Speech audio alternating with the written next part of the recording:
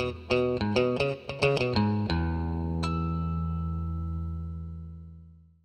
everyone, and welcome to another one of our videos. Today we're going to be doing a differential cover replacement on my 2014 F-150 Raptor. This is basically going to apply to any of the vehicles that use the Ford 9.75-inch axle, Raptors, 12th gen F-150s, and earlier and later vehicles as well, as far as I'm aware. So I believe the cover is universal to all of those. The reason I'm replacing it, number one, is because my current diff cover is leaking. Normally I do an extraction and fill with my diff fluid changes with the stock covers, but since it's leaking, I'm going to go ahead and replace it with one that has a drain plug, which is a missing feature from the factory, one might say. The particular cover I'm going to use is the Dana Spicer part number 10023539. Dana is the manufacturer of the axle. I mean, obviously this is a top-notch cover from them. This is the same one that's sold by Ford Performance for about double the price. There's plenty of other options out there like Mag High Tech and some other ones as well, but this one, nice, robust, and inexpensive factory level upgrade with a little bit of additional feature set. In addition to the cover itself comes with a paper or fiber type gasket. I'm not going to use that. I'm going to use a lube blocker gasket. This is lube blocker part number LLR F975, Ford 9.75. These are a lot more resistant to leaking and whatnot. From what I've heard, these ones are not so great. If I weren't going to be using this, I would be using RTV, no question about it.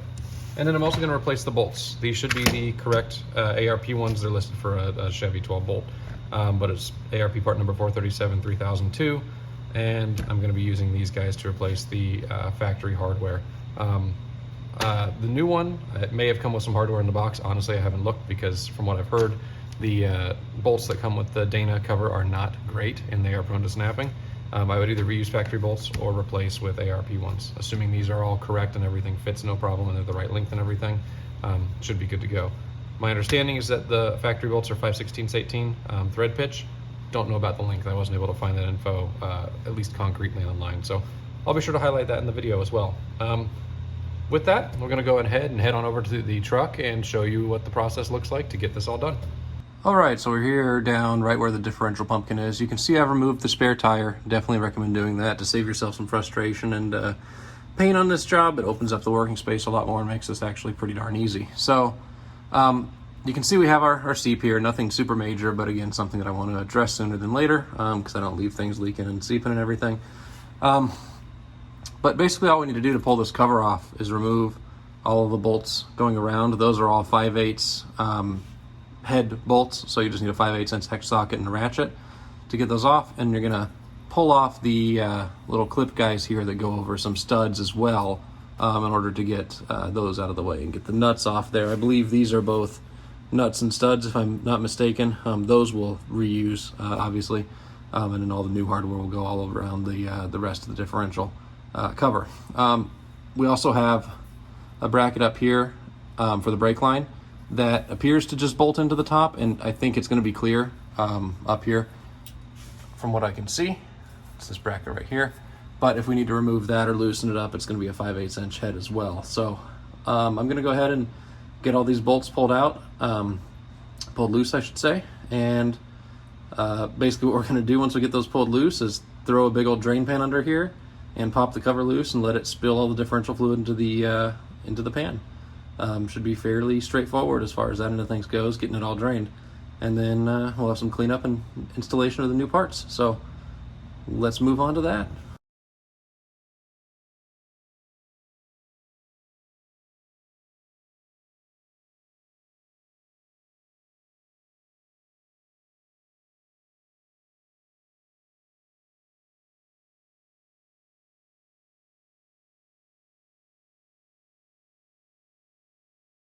All right, so you can see we have the diff cover off now, and took a little bit of effort to get it off. Whoever RTV'd this on last very much stuck this thing on in place. So I'm actually surprised it started seeping through the RTV in a spot, but either way, we've got it off now, and we're ready at this point to clean off the mating surface so we can go through the reinstallation process, or I should say the installation process of all of the new components, the new gasket and the new cover.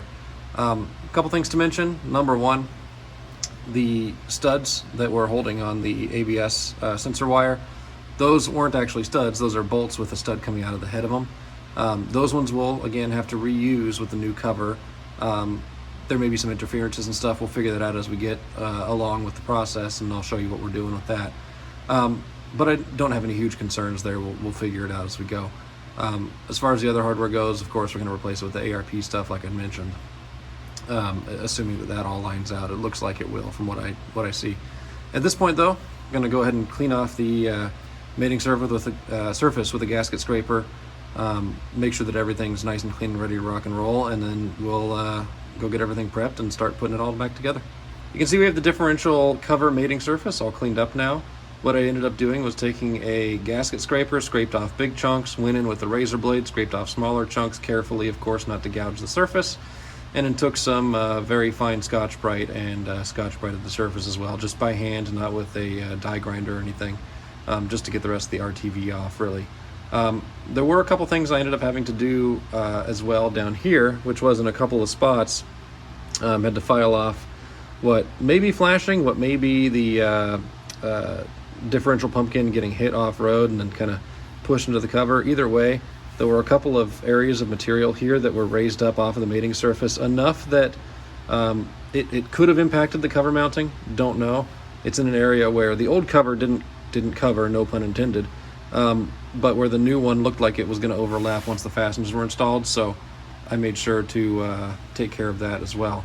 At this point, though, otherwise what we've done is scrape out all of the old differential fluid, getting as much out as we can since we have the cover off right here, right now, and we're ready to install the new cover. So if you happen to have some cut off 5/16/18 bolts, or if you happen to have some 5/16/18 set screws or something like that that are fairly long, what you can do is throw them into a couple of the holes and kind of hang the gasket, hang the cover on in place, and get it on fairly easily. I don't have any on hand. I'm not going to go cut a bolt in half for that purpose either. So what I'm going to do is I'm going to take the bolts, throw them through a couple of the holes in the cover, and then put the gasket on that and put the whole assembly up onto here. It should be fairly straightforward to get that done. So I'm going to go ahead and do that. I'll try to capture it on camera, but if it's not captured perfectly, then it is what it is. But I'll go ahead and get that going, get everything started as far as getting it hung on the differential pumpkin, and then go over where everything goes for reassembly. Alrighty, so we have the differential cover mounted. I was not able to get any video of actually putting it up. There's not really a whole ton to see there, but I was I'm still sitting up underneath the truck, basically just completely in the way of the camera, right up next to the cover, just to be able to get enough strength and leverage to get it up there, hold it with one hand, and thread a bolt in with some level of coordination and get it in place.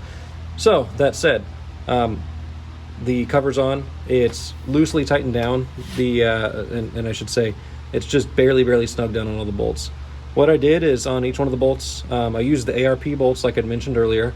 I did end up using the washers that they came with, and I put some blue Loctite on them just to make sure that we don't have any vibration loosening issues. The original bolts were like a tooth locking bolt, so underneath the head of the bolt were some teeth that prevent loosening.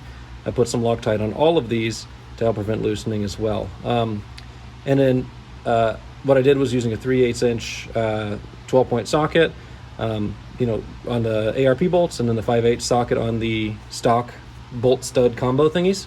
Got them all snugged down, starting bottom center and working my way out and around, back and forth, all the way up to the top. Because the cover's sitting down on top of the tops of the bolts, it's most advantageous in terms of torquing it down and torquing it evenly and having the cover kind of lay flat to work your way from the bottom up if you're letting it basically hang by the bolts in this way. So at this point, cover's on, gasket's on. What I need to do is torque to spec. I'm going to do it in 2 stages, and depending on how things feel, I may change this, and I'll circle back once I'm done. But I'm going to go 24 foot-pounds, which is the ARP torque spec for the 170,000 PSI yield bolts.